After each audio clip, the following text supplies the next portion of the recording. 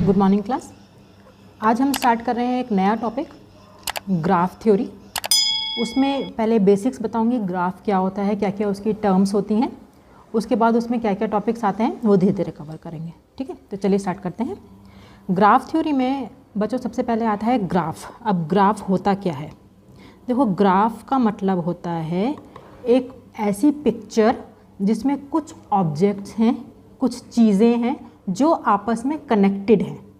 ठीक है, जैसे ये एक सर्कल है, ये दूसरा सर्कल है, ये तीसरा सर्कल है, ये फोर्थ सर्कल है।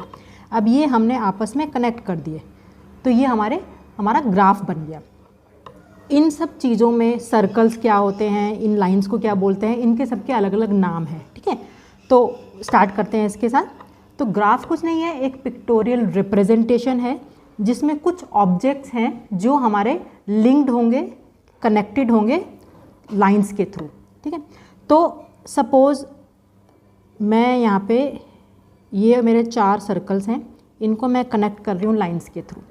अब हर एक सर्कल को या हर एक ऑब्जेक्ट को मैं एक नंबरिंग कर देती हूँ या उनका एक नाम रख देती हूँ। सपोज़ मैंने इनकी नंबरिंग कर दी 1, 2 और 3, 4 से। अब 1 सर्कल 2 से कनेक्टेड है, 2 3 से, 3 4 से और 4 वापस 1 से। इस तरह की रिप्रेजेंटेशन को हम कहते हैं ग्राफ। अब ग्राफ में जो सर्कल्स हैं या ये जो ऑब्जेक्ट्स हैं, इनको क्या बोला जाता है?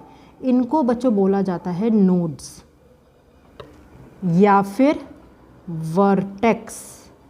सिंगुलर होगा तो वर्टेक्स होगा और बहुत सारे वर्टेक्स होंगे तो उसका प्लूरल हो जाएगा, वर्टेक्सेस नहीं होगा, वर्टिसेस होगा।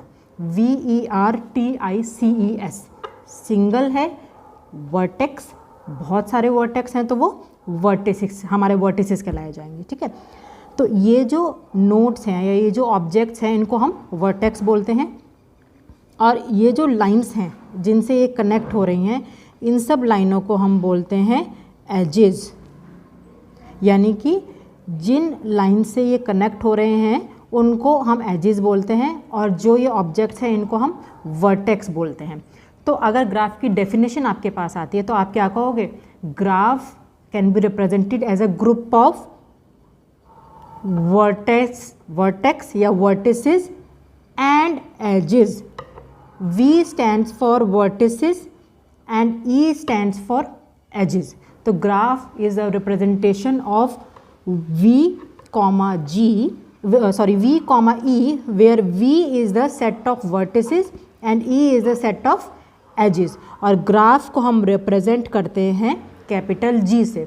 तो जहाँ कहीं भी आप ये रिप्रेजेंटेशन देखें तो आपको पता हो जाना चाहिए कि ये एक ग्राफ का रिप्रेजेंटेशन है। G stands for graph, V is a set of vertices जिसमें हम V1, V2, V3 and so on ये देंगे, जैसे वहाँ पे मैंने 1 2 3 4 दिया था आपको। और E is a set of edges जहाँ पे इसको E1, E2 and so on. ठीक है, तो E, कैपिटल E। अच्छा, कैपिटल से हमेशा डिनोट करेंगे जब भी हम इसकी डेफिनेशन लिखेंगे, या सेट को हम जब डिनोट करते हैं तो हमेशा कैपिटल लेटर में डिनोट करते हैं। वहीं जब हम इन सेट के एलिमेंट्स को डिफाइन करते हैं तो देखिए यहाँ पे स्मॉल से मैंने किया हुआ है, तो यहाँ पे कैपिटल V सेट हो जाएगा वर्टिसेस का और ये हमारे स्मॉल में हो जाएंगे। तो आप अगर इनको कैपिटल में कर रहे हैं तो आप उनको मेंशन ज़रूर कीजिएगा कि V1, V2, V3 are different vertices. ठीक है, तो आपका ग्राफ जो है उसमें कितने भी वर्टिसेस हो सकते हैं और कितने भी एजेस हो सकती हैं, इसकी कोई लिमिटेशन नहीं है अनटिल अनलेस आपको कंडीशन दे रखी हो कि आपका एक ग्राफ है उसमें इतने एजेस होने चाहिए या उतने वर्टेक्स होने चाहिए। ठीक है, चलिए दूसरी बात, पहले मैंने जो नंबरिंग की थी वो 1 2 3 की थी। ऐसा कंपल्शन बिल्कुल नहीं है कि आप अपने ग्राफ की नंबरिंग जो है वो न्यूमेरिक रखेंगे, आप उसको अल्फ़ाबेटिक भी रख सकते हैं। जैसे मैंने कि इस ग्राफ में दिखाया आपको, जो नोट्स हैं इनकी जो नंबरिंग है मैंने A B C D और E से करी हुई है। ठीक है, अब मैं जो आपको कलर चेंज करके दिखाती हूँ, जो A से B पे लाइन जा रही है यानी कि ये वाली लाइन, ये वाला जो एज है इसको हम बोलेंगे age of A and B या ए बी एज जो है हमारा, अगर मेरे एज का कोई नाम नहीं है या तो हम इन एजेस का नाम रख दें E1, E2, E3, E4, E5 and E6। बच्चों यहाँ एक वर्टेक्स का नाम भी E है, कैपिटल E, तो इस E और इस E में कंफ्यूज मत होइएगा, या आप इसका नाम चेंज कर सकते हैं, ठीक है। तो ये हमारे एजेस हो गए E1, E2, E3, E4 और E5, और ABCDE हमारी नोट्स हो गई। अब बच्चों आपने इसमें देखा कि जो हमारा एज है वो A से B पे जा रहा है, और वही एज अगर हम कहें तो B से A पे भी सेम एज है। तो ये लाइन हमें ये नहीं बता पा रही कि हम A से B जा रहे हैं या B से A जा रहे हैं। यहाँ पे दोनों हो सकता है, A से B भी जा सकते हैं, B से A भी जा सकते हैं। तो इस तरह के ग्राफ को जिसमें हम एक एज से बाय डायरेक्शनली जा सकते हैं, यानी कि A से B भी जा सकते हैं, B से A भी जा सकते हैं। सिमिलरली B और D की बात करें तो यहाँ पे B से D भी जा सकते हैं, D से B पे भी जा सकते हैं।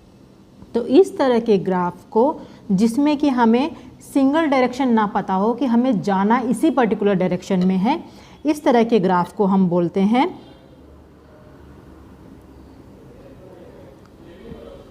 Undirected graph. अनडायरेक्टेड ग्राफ में क्या होता है कि हमें ये नहीं पता होता कि हमें जाना किस डायरेक्शन में, या फिर मैं ये भी कह सकती हूँ कि हमारे पास ये एडवांटेज होता है कि हम किसी भी डायरेक्शन में जा सकते हैं, ठीक है। जैसे मैंने इस वाले ग्राफ में आपको बताया कि हम किसी भी डायरेक्शन में जा सकते हैं। A से B पे गए, B से D पे चले गए, D से C पे चले गए, C से वापस B पे आ गए, तो हम कहीं भी डायरेक्शन में जा सकते हैं।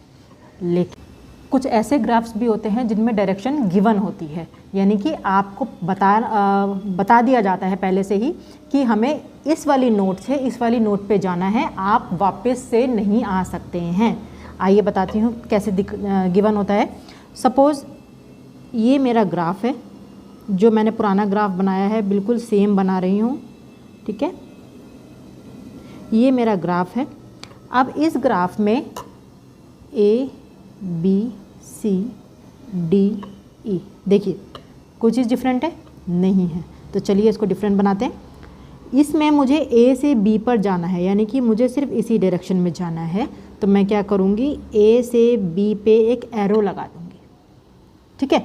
अब इस एरो का मतलब है कि ये ग्राफ चलना कहाँ से शुरू हुआ है, ये लाइन चलनी कहाँ से शुरू हुई है, A से B पे, B से C पे, C से D पे, D से E पे, E से वापस A पे, और यहाँ पे B से हम D पे लगा देते हैं।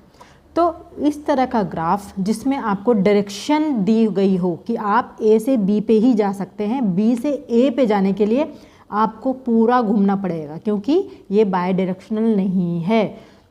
A से E पे जाने के लिए डायरेक्टली नहीं है। देखो E से हम A पे जा सकते हैं, लेकिन A से E पे नहीं जा सकते। क्यों? क्योंकि एरो है टूवर्ड्स A, यानी कि E से A तक।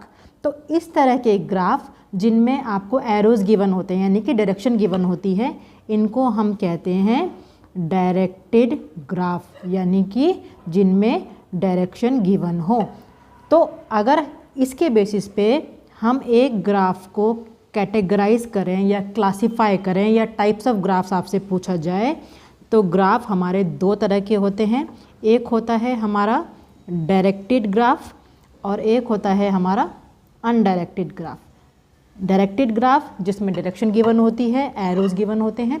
अनडायरेक्टेड ग्राफ जिसमें सिंपल एज होता है, सिंपल लाइन होती है, एरोज नहीं गिवन होते हैं, डायरेक्शन नहीं गिवन होती है।